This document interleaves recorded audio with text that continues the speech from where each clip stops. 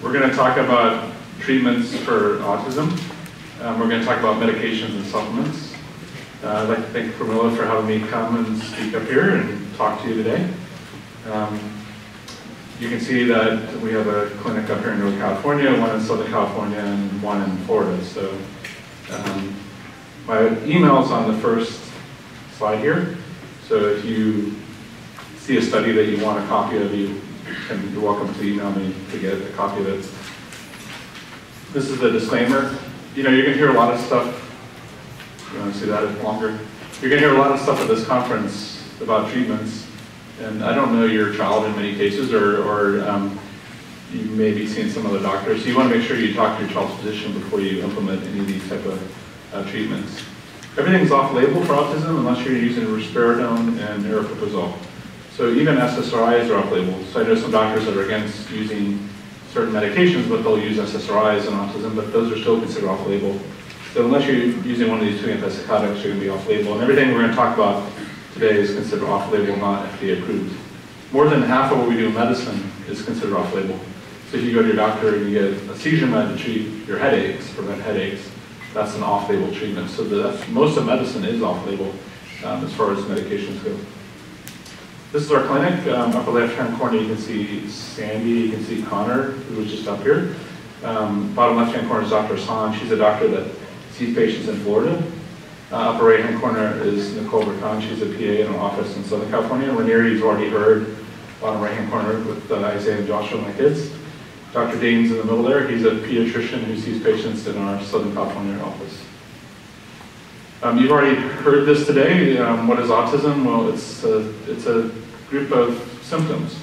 It's a subjective group. And if you have the symptoms, then you have the label of autism. So it's diagnosed solely by behaviors. There's no blood test. There's no, oh, your autism blood test was positive, your kid has autism. Now maybe one day we'll have a blood test that will identify people that have autism or that are at risk for having autism. But right now we don't have that. So the diagnosis doesn't tell us anything about what's causing the disorder. It's just a group of symptoms. What can cause the autism behaviors? Well, there might be a medical cause or contributor. For example, kids that have seizures or seizure-like activity, they can be hyper, they can be aggressive out of the blue, they can be irritable, they can have a speech delay and so forth. Gastrointestinal problems can lead to self-injurious behaviors. So you've already heard this. So I think that if there's one thing that you remember from my talk, it's this slide, and that's that treatment of these underlying medical problems can lead to improvements in behavior. So a lot of people will chalk up behaviors to that's just autism, but there may be a cause, something medical you can identify and then treat. So you saw this picture already. This is from Dr. Pearson's publication. A child who was having self-injurious behaviors was hospitalized, the gut inflammation was treated, and the child stopped having self-injurious behaviors. So when we see a child in clinic who's having self-injurious behaviors, we might think about adding a medication in that helps the self-injurious behaviors, but the first thing we're going to try to think of is what is causing the self-injurious behavior. Why is the kid exhibiting that? And if we can identify the cause and treat it, now we don't need a medication to treat the behaviors. So we'd rather find the cause and treat that. Sometimes we don't find the cause, and then we use the medicine to treat the behaviors, and that's okay too. But if we can figure out what's causing the behavior and treat that, we're way ahead of the game. This is Dr. Bowie's study. Children with autism who had self-injurious aggressive behaviors, scoped them, found that they had gut inflammation, esophagitis, inflammation esophagus, treated the inflammation, and the behavior got better. So an important concept here is and this is not what this talk is on necessarily, but you've heard some of this today already, there's several different metabolic, biochemical problems that can cause a potentially reversible form of autism that if you can identify and treat, the autism symptoms might go away. The classic example is cerebral folate deficiency. Not enough folate in the brain, that can lead to speech delay, can lead to autism. If you then raise the folate level in the brain and it returns to normal, sometimes the autism will go away.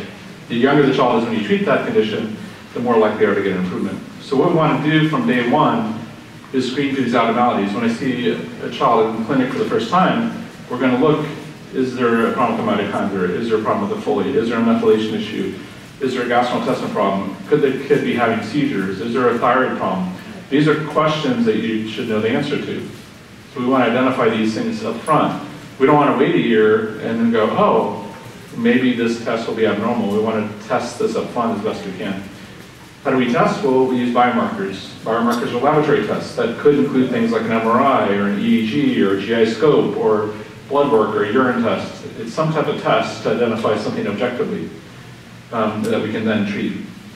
So in my opinion, autism is not just a psychiatric disorder, has a clear biological basis with features of known medical disorders, just like, for example, diabetes does. Diabetes has certain medical findings that you can identify and treat, so does autism.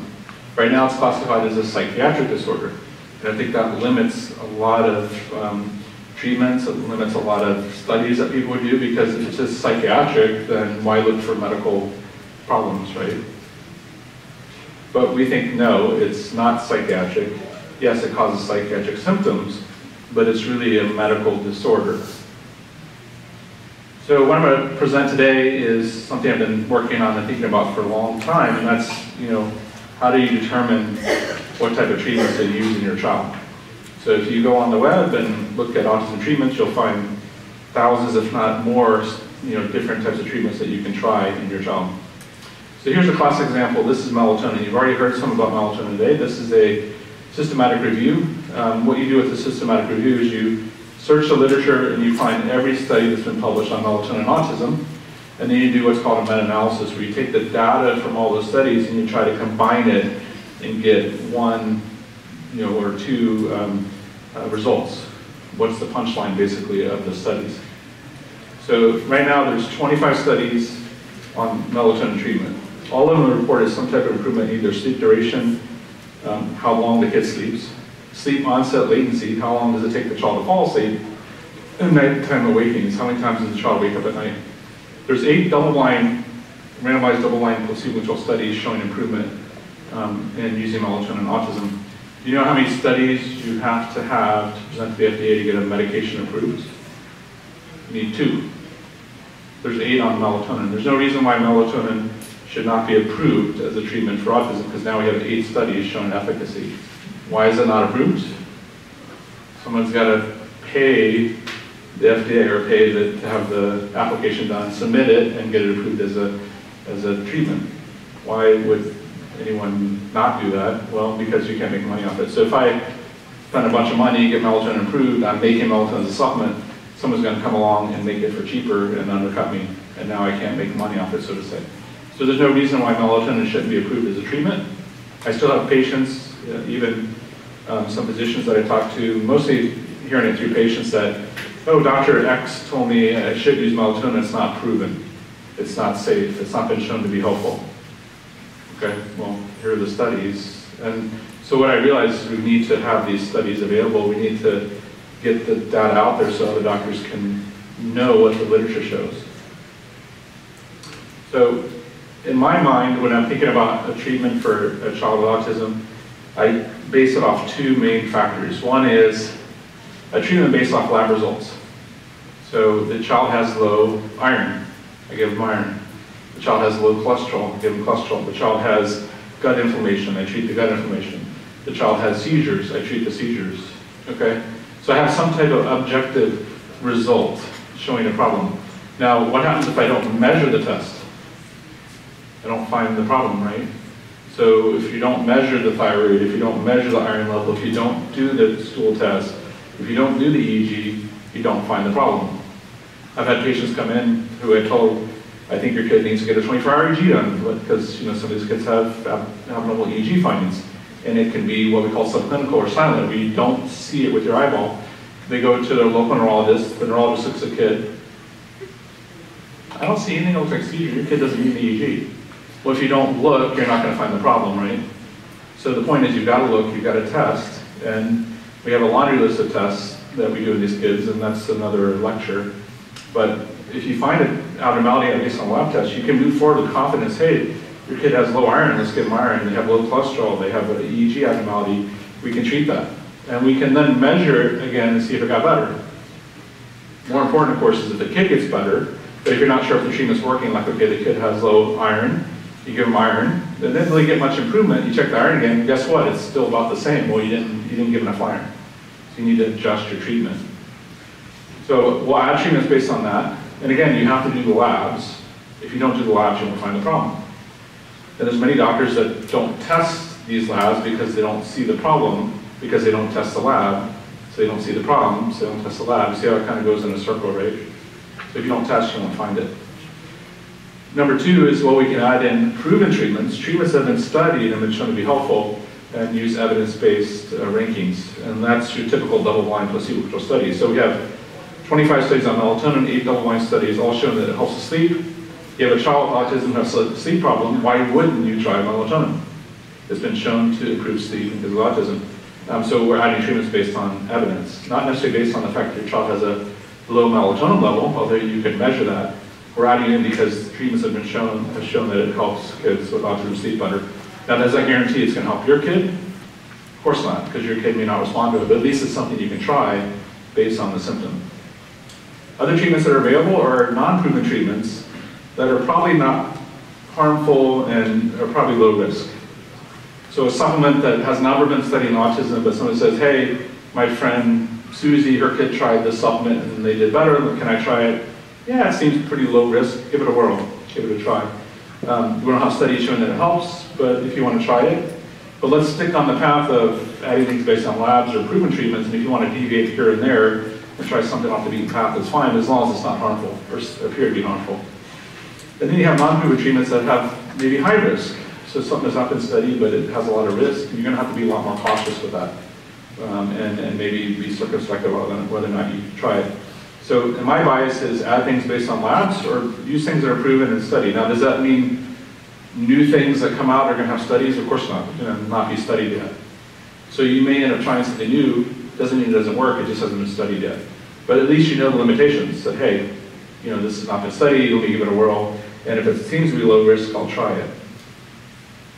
So with evidence-based medicine, what we're trying to do is use the best evidence that's available to make decisions. So you're going to look at the benefit of the treatment and what's the risk. So something that's really risky has got to have a lot of potential benefit to make it worth its while. If something has very, very low risk, it doesn't have to have as much benefit in order to try it because it has very low risk. And oftentimes we're talking about our typical randomized double-blind placebo-controlled studies. So how do things in medicine start? Well, it starts at the bottom here. Bottom layer of the cake is some type of idea or opinion. You're sitting around talking to your friends and someone comes up with the idea, maybe there's a mitochondrial problem in autism, or maybe there's a whatever, and you have this idea, opinion. And then the next level up is a case report. So some kid went on a medication and all of a sudden their autism got better and it was unexpected. Wow, that was amazing, let's publish that. So they published a case report. One kid with autism that did X, Y, Z and they got better. Some other researcher comes along and goes, maybe we ought to do a bigger study on this drug. And so then you get these cohort studies and then you get your randomized control studies. And the top layer is a systematic review where you say, let's take all 25 melatonin studies, there's 8 that are low blind, and let's do a review of it all and figure out what it's doing. So things always start out as an idea and they work their way up. And hopefully things go beyond the idea stage. For example, I know some treatments and some testing that's out there that I've known about for years, for 15 years, that some doctors use that don't even have a case report on them. So if that doctor dies or retires, that data is lost with them. So we need to publish even just a case report. So when we train doctors at MAPS, where we train physicians on how to use this type of medicine in practice, we're always encouraging them, even if you just have one case report, publish it, because at least it gets out there. Other people can read it, get ideas, and it can live beyond you. So obviously we all want to use things that have randomized placebo-controlled data behind it, but it's not always feasible, especially for supplements. Because most companies that fund double-blind studies are going to fund it because they can make money off the product. If it's available over the counter, there's not going to be as much of a driving factor to do these type of studies. So I alluded to this earlier, more than half of what we do in medicine is in this left-hand pie, unknown effectiveness. Look at the upper right-hand corner, it says 11%. 11% of what we do in medicine today, we know 100% for sure is beneficial, that is good for people. 1 out of 10 things that your doctor tells you, I'm talking, this is not alternative medicine, this is mainstream medicine. 1 out of 10 things that your doctor tells you in the office, we know for sure is the right thing to do. Another 23% is likely to be beneficial. Again, the studies aren't quite there. And then you've got more than half unknown effectiveness. We have no clue at all if it even works. And that's why you go to doctors and you get, what do you get when you go to doctors? You get an opinion, right? What's your opinion? What's your opinion? Well, I have 4 different doctors who gave me 5 different opinions. It's because they're in that 51% where nobody knows for sure. Because we don't have studies to cite. Is that good? Of course not. We want it to be more towards that 11%.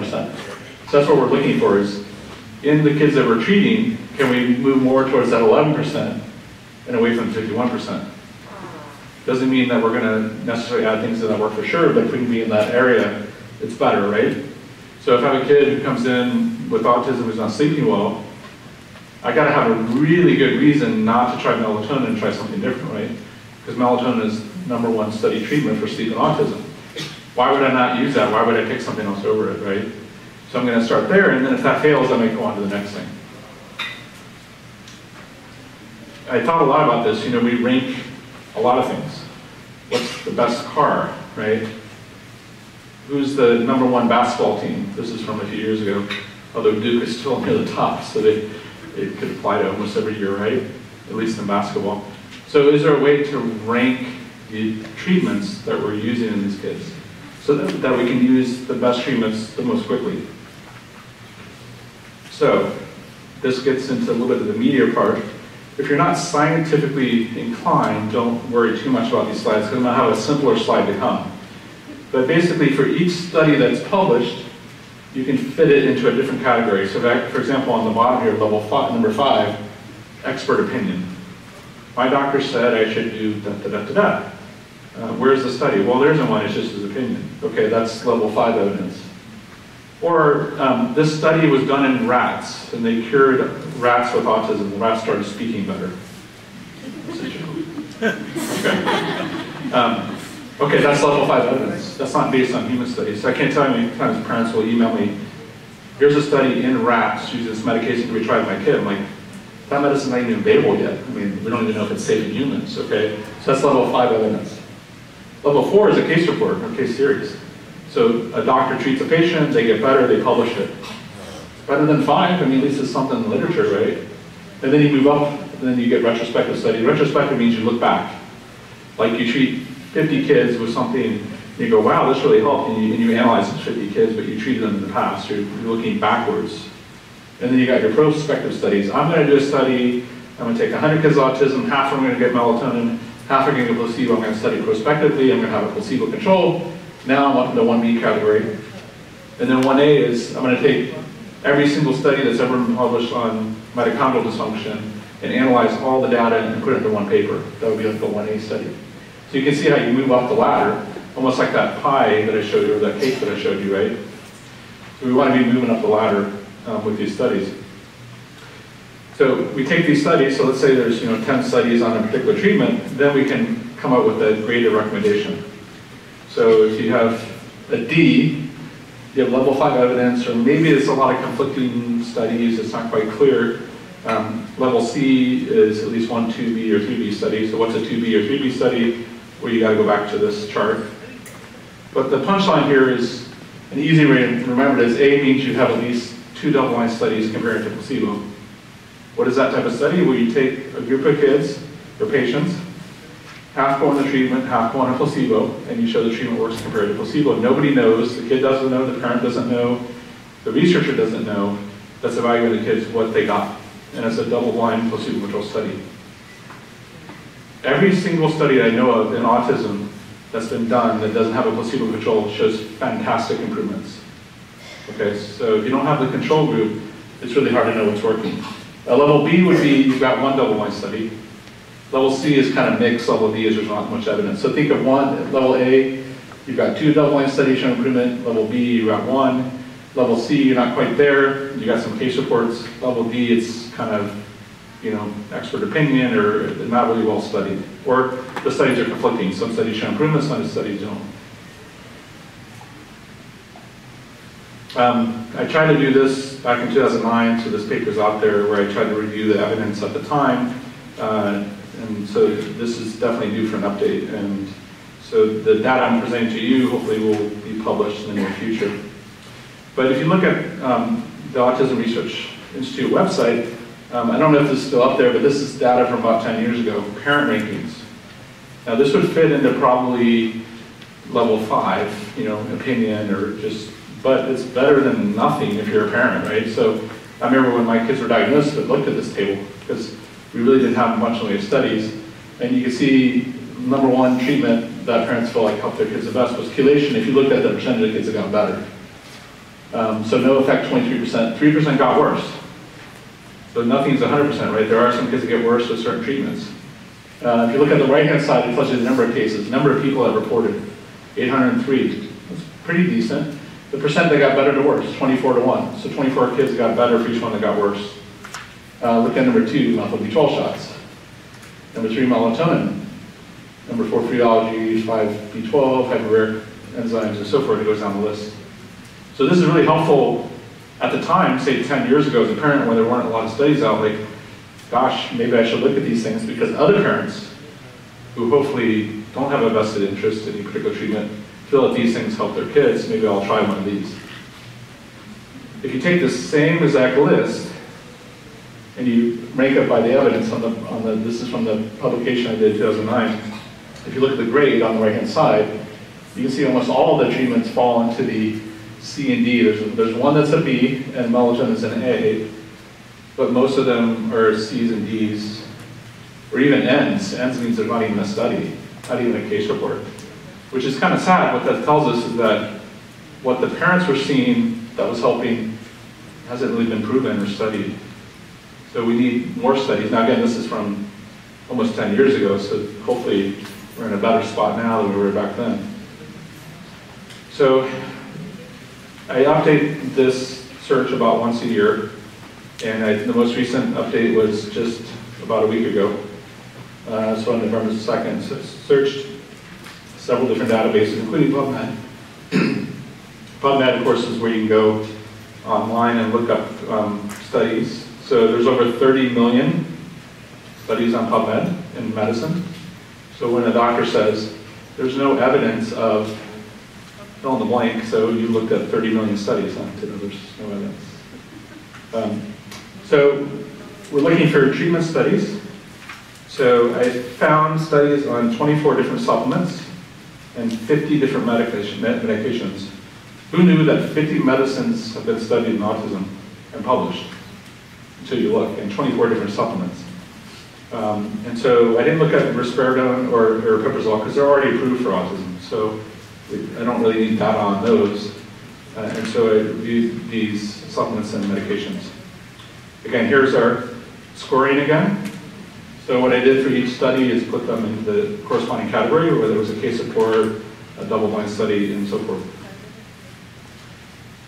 This is a little bit confusing as far as the scoring, but what we try to do, or what I try to do, is come up with a point system to assign points to different levels of study. So for example, a case report gets 1 point. A case series, which is a case report with more than one patient, gets 2 points. A retrospective study gets 3 points. A prospective study that's a double-blind study gets 10 points. This has not been published yet. We hope to publish it in the future as far as the scoring system. If you have thoughts about the scoring system and you think that the points are maybe not quite what they should be, let me know. So the thought is a double-blind placebo study is 10 times more important than just a case report. But the case report gets something, because a lot of these studies that will review different treatments will leave out case reports and so forth, so we want to kind of try to include those somehow. There's a more simple way of looking at it, or at least abbreviated. So the double-blind placebo study gets 10 points, a placebo-controlled study, but it's lower quality, and we can get into what makes the study lower quality, gets 5 points, and so on. So you can see as you go down. Negative studies, right now I have a 0 points. At some point that probably needs to be changed. Initially I had a negative number, but it's hard to know what to do with a negative study. So a study is done and showed that XYZ treatment didn't work. Should that be a negative point, or should it be just 0, or it's got to, something, they need to figure out a way to handle that, but there's not very many negative studies. So most negative studies get buried. That's what happens with some of the drug studies. They'll do 10 studies on a drug, 2 studies show the drug works, those 2 studies get published, 8 studies disappeared. So a lot of people don't publish negative studies because there's no real incentive to publish it. That's why there's a push to register a trial. So before you do a study, you're supposed to register it, so someone can go online and say, hey, I saw you were doing a study on da-da-da, whatever happened to that study, right? So you can kind of track it down, hopefully.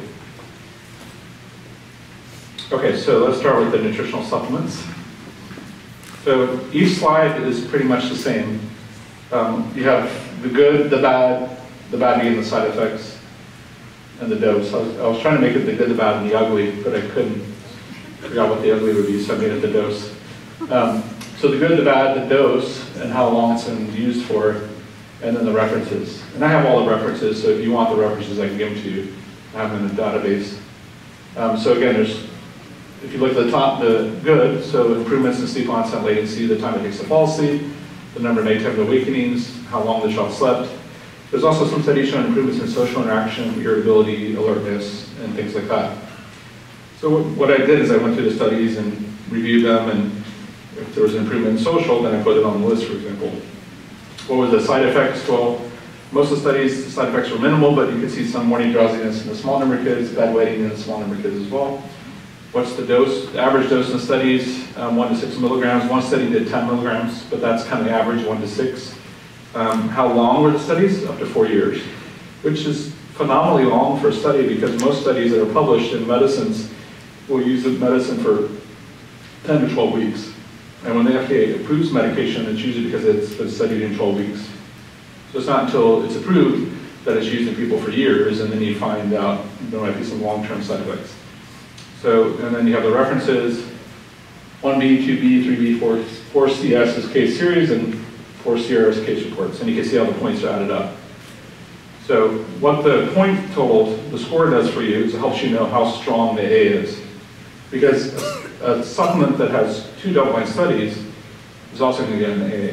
So the points kind of help you know how strong the A is, if that makes sense. So the best studied supplement in autism is melatonin. 25 studies on it. Here's fish oil, omega-3. So again, you can see the list of the improvements. In a little bit, I'm going to show you some slides that show which treatments help with speech, which treatments help with social. That's really what you guys want, I think, right? My kid has poor speech. What treatments have been shown to help with speech? So it'll be categorized in that way as we go along here. So each supplement in medicine has a slide. So I do have some supplemental material with all the medications and all the supplements. So if you want the whole data set, you can email me, I'll send it to you. But you can see the dose, how long it's been used, here are the references, and so forth. And you can see, for example, the omega-3 fatty acids, 5 of the double-blind studies were positive, 3 were negative, 3 showed no improvement. So they're listed as 0 points, but maybe we need to alter the scoring system somehow to take that into account. Here's carnitine. So carnitine's been shown to help with sleep, help with energy levels, help with apraxia, communication, expressive speech, autism behaviors, and muscle strength. What are the side effects? Hyperactivity, loose stools. What do I tell patients, parents, when they come into clinic? Okay, carnitine might help with the speech and the motor skills, but the side effect is your kid might get hyper and have loose stools.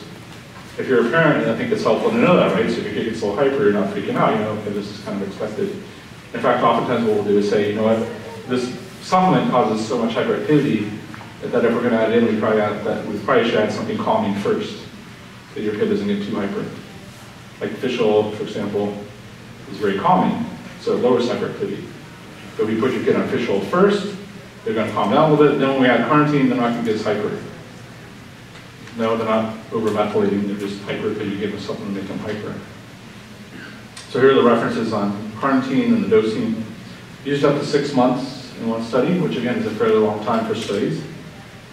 Here's splenic acids. You would have heard a little bit about this morning. Improvements in expressive speech, receptive understanding. What are the side effects? Well, hyperactivity, self-destructive behavior, even aggressiveness in some kids. So again, you may need something calming to balance it out. What is the dose? Well, anywhere from 400 micrograms per day up to 2 to 3 milligrams per kilogram per day. So pretty large dose range. Studies for 2 to 4 months, and there are the references. Okay, so if you look at Okay, what's the #1 basketball team in the country? Well, what's the #1 supplement that's been studied in autism? It's melatonin. What's #2 fish oil? What's #3 B6 and so forth. So you can go down the list by things that have been studied. By points per study, so this is another way to look at it. For example, look at melatonin. It's #6, 4.5, but there's 25 studies, so obviously the studies are showing a pretty good effect because the ranking is pretty high, even though it's 25 studies. Here's the grade A supplements. So there's 7 supplements that have at least 2 double-blind placebo-controlled studies showing that it's beneficial in autism. For the doctors who say there's no studies of supplements in autism, here are 7 treatments that have 2 double-blind studies showing improvement. Here's the grade B, so at least 1 double-blind study, and the C, which are data is more mixed. The reason B6 is here is the studies are kind of mixed. Some of the studies show improvement, some don't. So even though the point total is fairly high, it's kind of mixed data. So if we look at the number of double-blind placebo-controlled studies that are positive in autism, we have 34 supplement studies that have double-blind studies. Okay, moving on to medications. Now, in practice, we try to get kids better with supplements, with diet, with things like that if we can, but there are some kids that do need stronger treatments, and they do sometimes need medications. So we do end up using medications in some children to push them harder to try to get more improvement. So the best studied medication in autism, besides maybe aripiprazole and risperidone, even those don't have this many studies, is oxytocin. There's 30 double-blind studies comparing to placebo. 26 of them are positive. That means 4 studies showed it didn't work. One of the studies, they used it for 3 days and showed it didn't work, which is probably not long enough. But you can see the preponderance of the studies show that most of them show benefit. And there's the dose range and so forth. So we're seeing improvements in social interaction, emotional behavior, and so forth. Naltrexone. 24 studies on naltrexone. All the studies are published in the 70s, 80s, 90s. Nothing recent. Using not a low dose, but a high dose.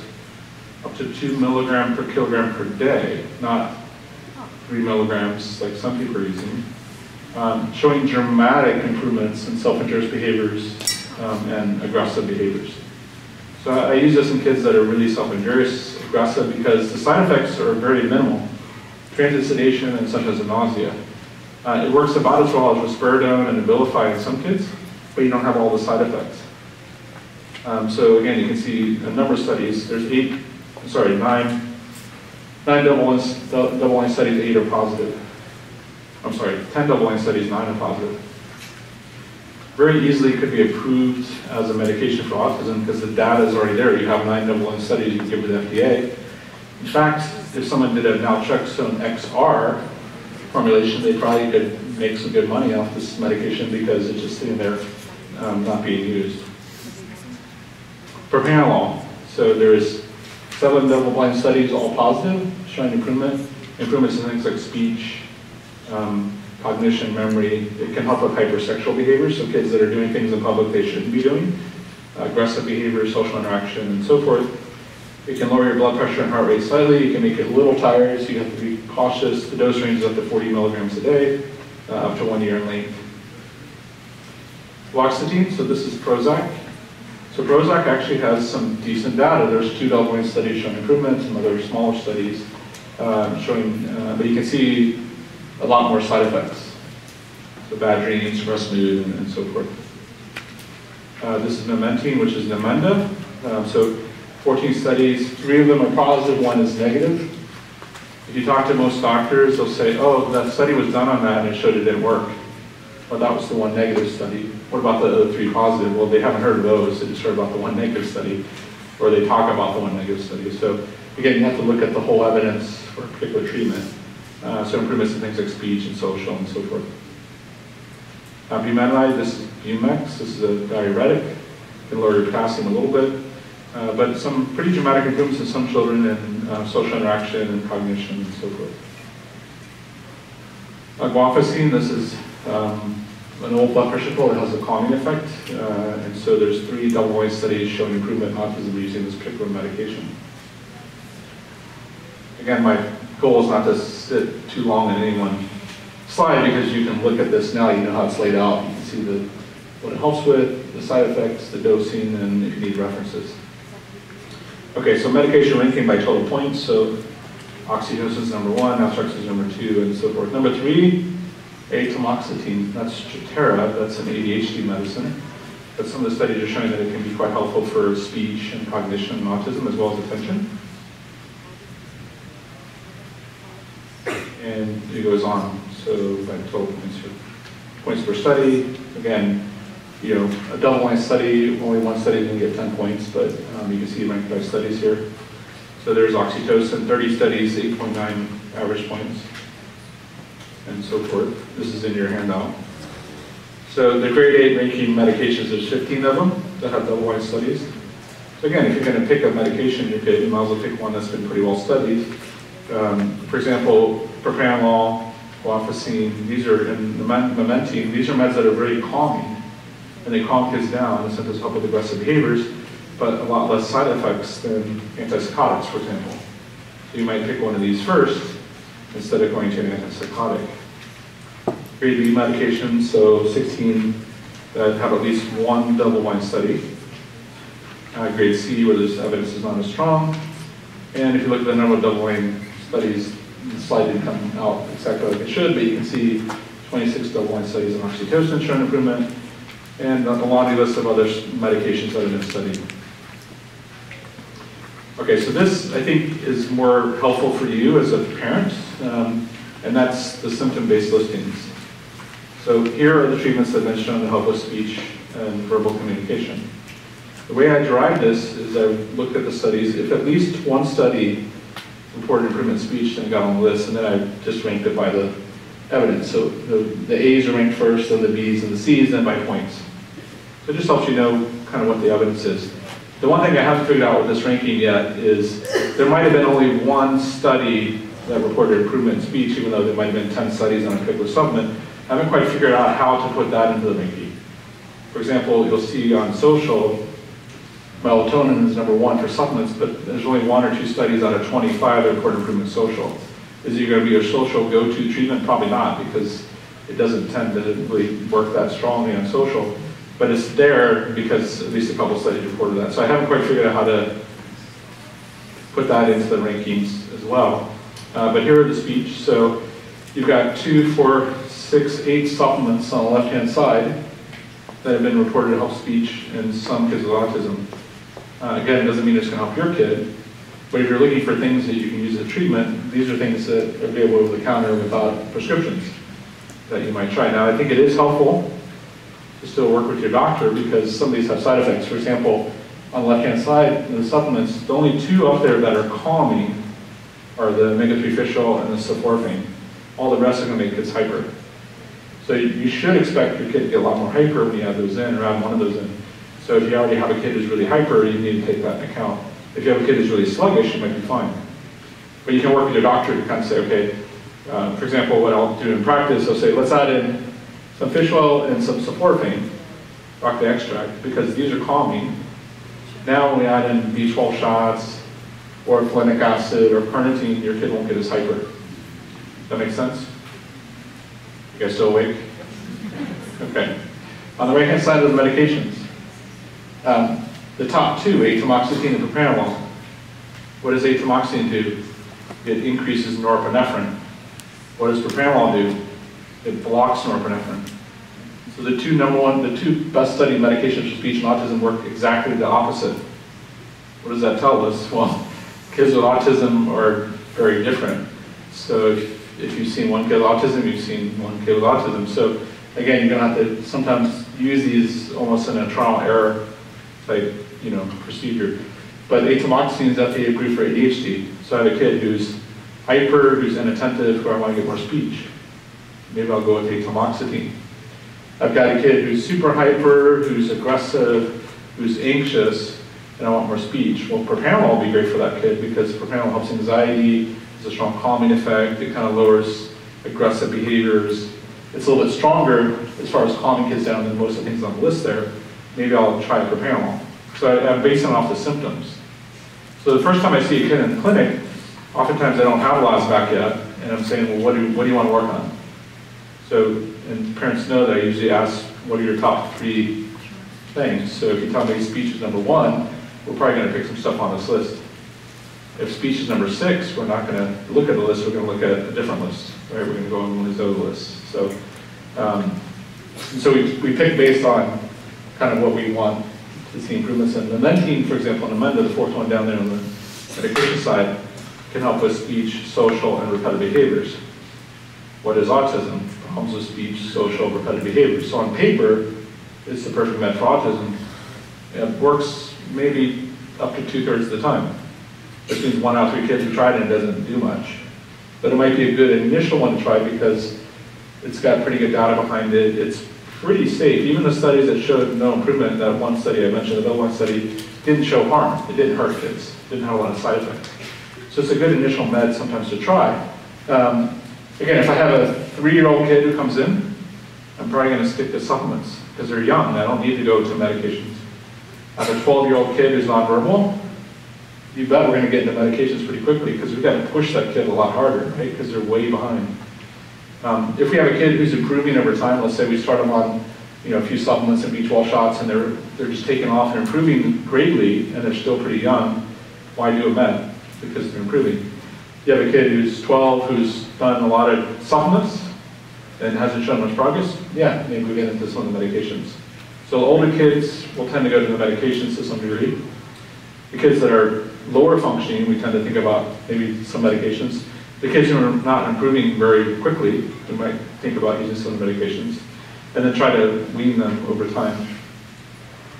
So here's your receptive language. This one, there's not as many studies or things that have been studied because it's a harder thing to measure. It's pretty easy to measure how many words does your kid put together, and if there's a change, but it's a little bit harder to measure, did your kid get smarter on this treatment? It's a little bit harder outcome to figure out. Here's the social. The medication thing kind of is over the oxytocin there, but you can see the things that help with social. You can see there's a lot of overlap. So let's look at the speech list. We've got visual, carnosine, phelinic, B12. What do we have social? Visual, phelinic, carnosine, B12. So there's a lot of overlap. So obviously if your kid has a speech problem and a social problem, you're going to look for things that overlap and do both, right? And pick something off that list. And then you can see the medications. Self-stimulatory behavior, so there's not as many supplements. The sulforaphane should be on the list there. I haven't put it on there because it does lower stimming, but you can see the medications. Attention, hyperactivity, so again, not as many supplements on the list, a lot of medications. Hyperactivity and irritability and some of these things have been better studied because they stand out more. The kid is really irritable, stemmy, hyper, it's more noticeable than, say, other conditions, and so I think that's why there's more studies on that condition.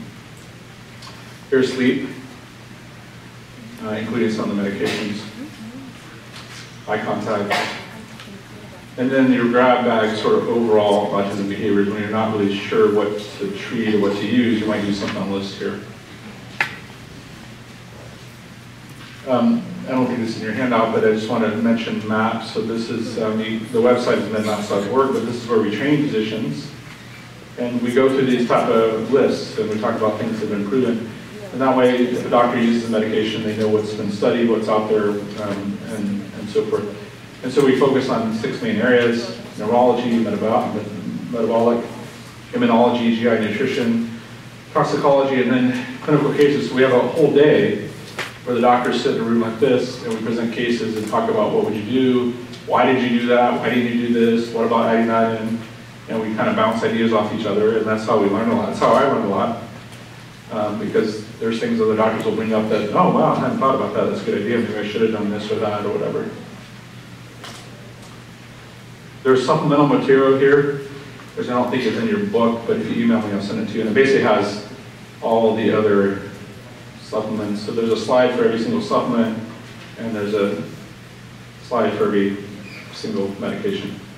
There's a tamoxifen, so helping with hyperactivity, speech, attention. You can see some higher level of side effects and so forth, so you have to take that into account when you're thinking about these treatments.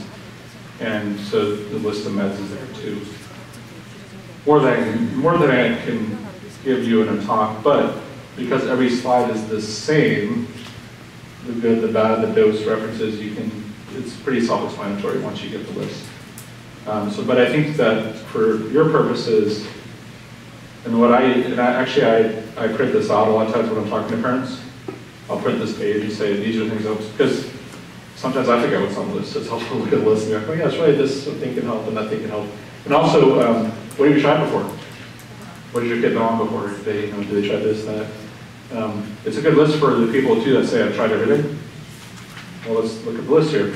And oftentimes there's things that people haven't tried, so it's helpful too to generate ideas of things that you might try, might use. But again, this has nothing to do with the labs.